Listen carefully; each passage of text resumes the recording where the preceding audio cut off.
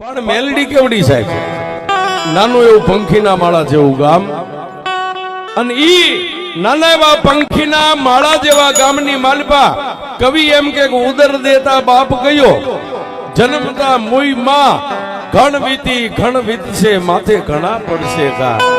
સાહેબ એ આ જગતની માલપા જેને બાપનું મોઢું ન જોયું હોય, માના ઉદરની માલપા ઓધાણ રહી ગયું હોય, અને જેના બાપનું અવસાન થઈ જાય ને પછી જગતની માલપા એ દીકરો જન્મ લે ને સાહેબ, એ નબાપો કહેવાય. નબાપો બાપ નથી.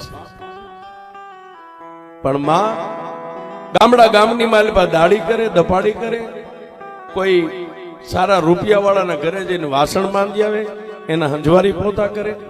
આમ કરતા કરતા દીકરાને મોટો કર્યો છે. દીકરાને મોટો કર્યો. દીકરો 17 થી 18 વર્ષનો થયો. પણ કવિ કે જન્મો એને જવાનું છે, કુદરતનો દીકરમ છે, માણા ગમે ત્યાં મરવાનો. પણ ઈ વાત કરું સાહેબ, ઓલી ગરીબ બાઈ માણસના હંજવારી પોતા સાણ વાસીદા કરે, કોઈના ઘરના 2-5 બેડા પાણી ભરે. આમ કરતા કરતા છોકરાને 17 થી 18 વર્ષનો કર્યો.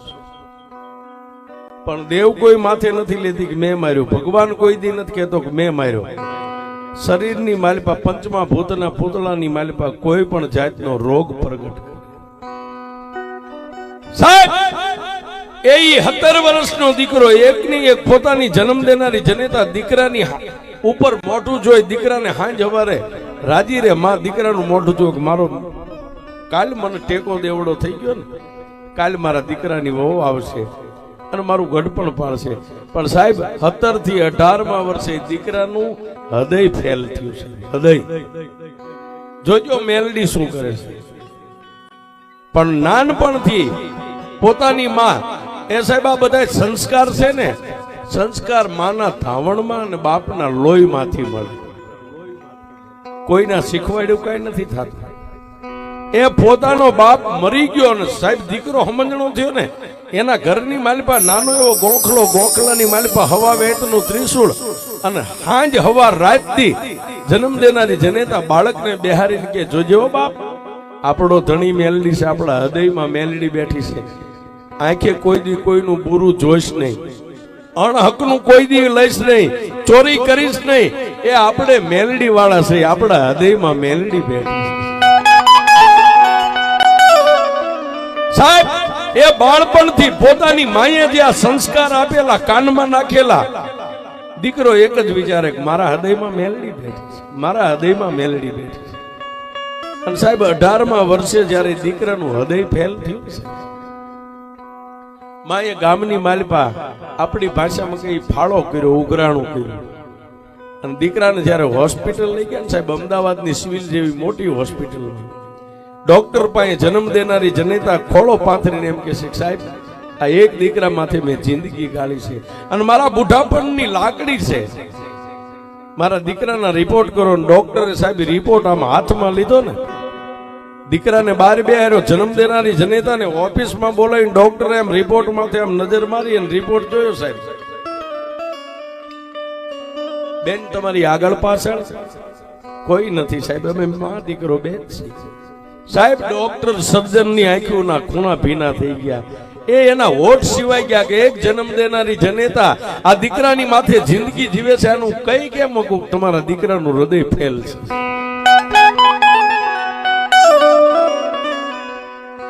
પણ સાહેબ ઘણી વાર ડોક્ટર છે ને, ડોક્ટરને પથ્થરનું થવું જોઈએ સાહેબ, પથ્થરનું થવું જ જોઈએ. બીજી વાર જન્મ દેનારી જનેતાએ પૂછ્યું કે એ સાહેબ મારા દીકરાને શું દર્દ છે, કયો તો ખરા સાહેબ. ત્યારે ડોક્ટર સાહેબે પોતાની ખુરચી ઉપરથી ઉભા થઈને એટલું કીધું કે એ જોક માયા, માં તારા જેવી જ એક મારી જન્મની દેનારી પણ માં હતી, અને માના હૃદયને ઠેસ લાગે ને એવું અમે ન બોલી શકીએ. પણ એ જન્મ દેનારી જનેતા, એ જગત ભાનોદરી, એ વિશ્વનું પાલન કરનારી, મારા પથ્થરના કાળજા જેવો એક કાળજો બનાવીને તને કહું છું તારા દીકરાની કિડની ફેલ.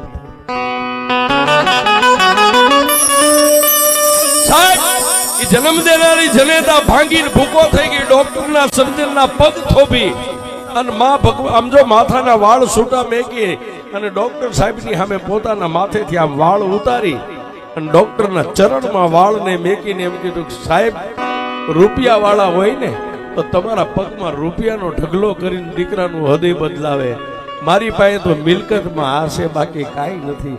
સાહેબ કાંઈક દયા કરો, મારા દીકરાને ઊભો કરો. અને મારો દીકરો વિયો જાય છે તો દુનિયામાં હું રખડીશ, ગાંડી થઈ જાય, મરી જાય, હું જીવી નહીં શકું. પણ સાહેબ ત્યારે સર્જન ડોક્ટરના હૃદયની માલિપા કોઈ ભગવતીએ વાસ કર્યો ને એમ સર્જન એટલું કીધું, બેન આવતા શનિવારે 3 દિવસ આડા છે, આવતા શનિવારે બોમ્બેની માલિપાથી એવા મોટા સર્જનને બોલાવીને સર્જનની સામે હું હાથ જોડીશ અને બને ત્યાં સુધી મહેનત કરીને તમારા દીકરાના હૃદયની માલિપા ઓપરેશન કરશું. વાત કરતા વાર લાગે 2 દિવસ વીતી ગયા. શનિવારનો દિવસ વહેલી સવારે 2 માં દીકરો હોસ્પિટલમાં લાઈનમાં ઉભા રહી ગયા અને દીકરાનો વારો આવ્યો ને ત્યારે દીકરાને અને એની માને બેયને ડોક્ટર સાહેબે પોતાની ઓફિસમાં બોલાવી અને દીકરાના ખંભે હાથ મૂકીને કીધું, ભાઈ તારી જનેતાએ તને કાંઈ કીધું કે ના? સાહેબ મારી માએ તો મને કાંઈ નથી કીધું. તો સાંભળે ભાઈ, હું તને કહું, સાહેબ આવે છે, એરપોર્ટ ઉપર ઉતરી ગયા છે, મારી ગાડી લેવા ગઈ છે, હમણાં અડધી કલાકમાં સાહેબ અહીં આવી જાય છે અને એક જ તારું ઓપરેશન આજ કરવાનું છે. સાહેબ શેનું ઓપરેશન? પોતાની જન્મ દેનારી જનેતાને હવે બાળક કહે છે કે માં તું બહાર વહી જા. ઓફિસ બહાર માને બહાર કાઢી અંદરથી દરવાજો બંધ કરી અને ઈ 18 વર્ષનો દીકરો સાહેબ સર્જનની સામે ઉભા રહીને એટલું કીધું કે સાહેબ શેનું ઓપરેશન? ભાઈ તારું હૃદય ફેલ છે, હૃદયનું ઓપરેશન કરવાનું છે. અને સાહેબ એ દીકરો રોયો છે. ડોક્ટરે એટલું કીધું, કેમ ભાઈ તારા હૃદયની વાત કરી, તારા ઓપરેશનની વાત કરી, એનું તને દુઃખ છે, એમાં રોવા માંડ્યો? સાહેબ માના સંસ્કાર ક્યારે કાયમ આવે એ વાત કરું છું. મેલડી શું કરે? તેથી સાહેબ 18 વર્ષના લવરમુસિયા જુવાને બાયું 2 હાથને બાયું આમ ચડાવી નજપ વાળીને એટલું કીધું, એ સાહેબ એ સર્જન મને આંખો કાપી નાખો ને એનું મને રંજ નથી, મરી તો જવાનું જ છે એક દી, એ મને નક્કી છે, પણ સાહેબ મારા હૃદયનું ઓપરેશન છે. નાનપણથી મારી માં કહેતી કે આપણે મેલડી વાળા છીએ, આપણા હૃદયમાં મેલડી બેઠી છે. સાહેબ મને રોવું એનું આવે છે. સાહેબ મને તમે ઓપરેશન કરો, મને સીસી ઉગાડશો, 2 ભાન કરી નાખશો, ઇન્જેક્શન આપશો, હું ભાન ભૂલી જઈશ એટલે તો એક મરદા રૂપી થઈ જઈશ ને કે હા.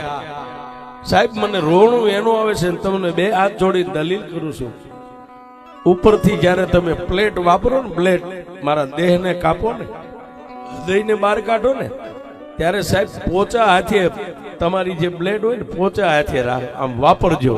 મારું હૃદય ચીરો ને ત્યારે શું કામ? ડોક્ટર કે નો ચાલે, એ તો અમારી ડોક્ટરી, દયા નો ખાય, દયા ખાય તો ઓપરેશન નો થાય. સાહેબ એમ નથી કેતો, પણ નાનપણથી મારી માં એમ કહેતી કે તારા હૃદયમાં મેલડી બેઠી છે. સાહેબ તમારા હાથની બ્લેડ મારી મેલડીને નો વાગે એટલું ધ્યાન રાખ. છોકરે આટલી ભલામણ કરી, છોકરે 2 આંખો આમ સાફ કરીને દાંત કાઢીને એટલું કીધું, સાહેબ મને આહુડા એના આવે છે કે મારા હૃદયમાં નાનપણથી મેલડી બેઠી છે. એક તમે ગમે તમારા સાધનથી મારું હૃદય ચીરો, મારા દેહને ચીરી નાખો, પણ હૃદયની માથે જ્યારે તમારી બ્લેડ હાંકો ને, અંદર મારી મેલડી બેઠી છે ને એને નો વાગે. સાહેબ એટલું ધ્યાન. સાહેબ એ સર્જનની આંખની મારી બોર જેવડા આહુડા પડી ગયા કે આ હિન્દુસ્તાન, આ ધરતી અને દેવને માનવા વાળા આવા પડ્યા છે. ડોક્ટર પોતે ભણતર છે ને સાહેબ, ભણતર છે એનાથી ધર્મ ચેટું છે. ભણતર વાળા એટલું બધું માનતા નથી કે આ દેવ દેરા છે. પણ સાહેબ વાતની હવે મજા છે. બીજા ડોક્ટરો આવ્યા, કમ્પાઉન્ડરો આવ્યા, એને નશો ચડાવ્યો, છોકરો બેભાન બની ગયો અને ઓપરેશન થિયેટર રૂમની માલિપા જ્યારે એને ધકેલી અને ઓપરેશન વોર્ડની માલિપા દીકરાને હોવારીને સાહેબ બાજુના રૂમમાં પોતાના વસ્ત્ર બદલાવા, ઓપરેશનના કપડા પહેર્યા, હાથમાં મોજા ચડાવ્યા અને પછી સાહેબ એ સર્જન દરવાજો ખોલીને જ્યારે અંદર ગયા ને ઓપરેશન વોર્ડમાં, ત્યારે 80 વર્ષની બુઢી ડોસી દીકરાની પાસે ઊભી હતી. 80 વર્ષની બુઢી ડોસી દીકરાની પાસે ઊભી હતી પણ સાહેબ હાથમાં મોજા ચડાવેલા છતાંય મોજા ચડાવેલા હાથે ડોક્ટર માઇક ચોળે છે. હું કઈ સપનામાં નથી ને, આ બધું હકીકત છે, સત્ય છે. નજીક જઈ અને ડોક્ટરે હાથની મારી પાસે એની કાતરું છે, જે કઈ સામાન આવતો હોય ઓપરેશનનો હથિયાર, ડોક્ટરે એટલું પૂછ્યું કે એ મારી ક્યાંથી આવ્યા, કોણ છો, રજા વગર કેમ આવ્યા? તેથી ખાડ ખાડ દાંત કાઢીને એટલું કીધું, સર્જન આ હોસ્પિટલ તારી છે, પણ આ એક આખો વિશ્વ રહ્યો ને, આખું વિશ્વ મારું છે. તારી તો ખાલી એક દોથા જેવડી હોસ્પિટલ છે, પણ આ વિશ્વ રહ્યું ને, આ વિશ્વની બાનોદરી, આ વિશ્વનું સર્જન કરવા વાળી, વિશ્વનું ઓપરેશન કરવા વાળી હું. મને ઓળખે કોણ? હું માતા મેલડી છું.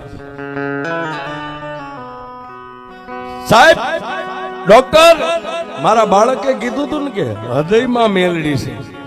હું એના હૃદયમાં હતી ને ત્યાં સુધી એમના બાપની તેવડ નથી આનું ખોળિયું ખાલી કરાવીએ. પણ આજથી 3 દી પહેલા ધર્મરાજાના કચેરીની માલિકા મારી પાસેથી સહી લઈ લીધી હતી વિધાતાએ કે આ બાળકનું મૃત્યુ છે, અને આજ સુધી, આજની તારીખને, અત્યારના ટાઈમ સુધી એના હૃદયમાં મારે વાસ કરવાનો હતો, એ મારી મંજૂરી હતી. હવે ઓપરેશન કરી કે ન કરી તારા બાપની તેવડ નથી, દીકરો બચે. ઈ તો હું મેલડી હતી અંદર, ત્યાં સુધી શ્વાસ ચાલુ હતો. હવે હું મેલડી નીકળી જાઉં છું, અને સાહેબ માતા મેલડી આકાશ માર્ગે વ્યા ગયા. આ બધો સમય હોય સાહેબ, સમય બળવાન નહીં, પુરુષ બળવાન, કાબે અર્જુન લૂંટાર, ઈ ધનુષ નહીં બાણ.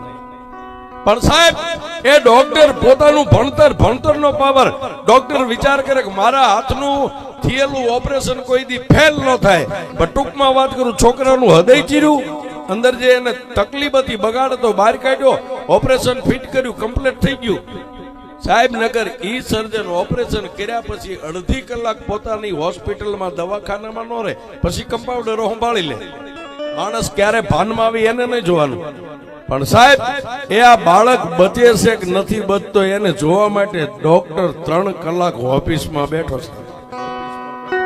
અને જે ઓલો ચડાવેલો નશો હતો, નશો ઉતરી ગયો, નશો ઉતર્યો. આમ ઘડિયાળના ટેમ ઉપર ડોક્ટર જોવે કે હવે આટલો જ ઘડિયાળનો પાવર રહે. ડોક્ટર એની ખાટલાની માથે જઈને ઉભો રહ્યો ને પહેલી જ આમ આંખ ખોલી અને ડોક્ટરે એમ કીધું, કા ભાઈ એમ કેમ છો? ત્યારે સાહેબ જે બાળકને ઓપરેશન કર્યું હતું 18 વર્ષનો લવર મુસ્યો જુવાન એટલું બોલ્યો, સાહેબ હું એમ કેમ સૌ, પણ હું તમને કવી વાત તમે સાચું કહેશો?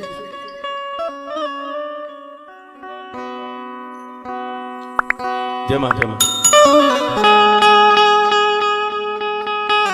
એ સાહેબ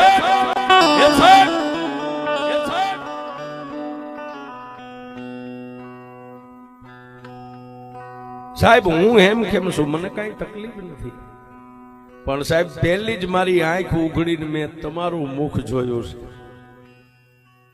પહેલી મારી આંખ ખુલી અને તમારું મુખ જોયું. સાહેબ હવે હું તમે જે કહો ને એના જવાબ આપીશ, પણ હું પૂછું એનો એક જ મને જવાબ આપશો?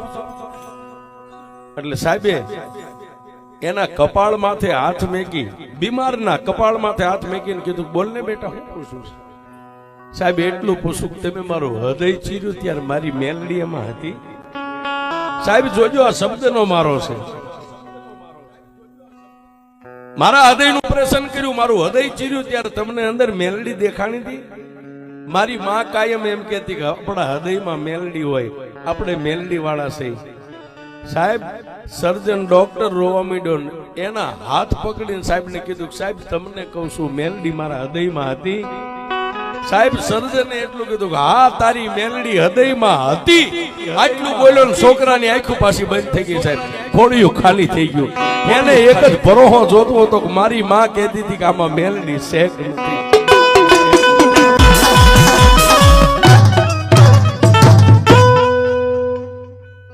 બોલો મેલડી મહાત કી જય.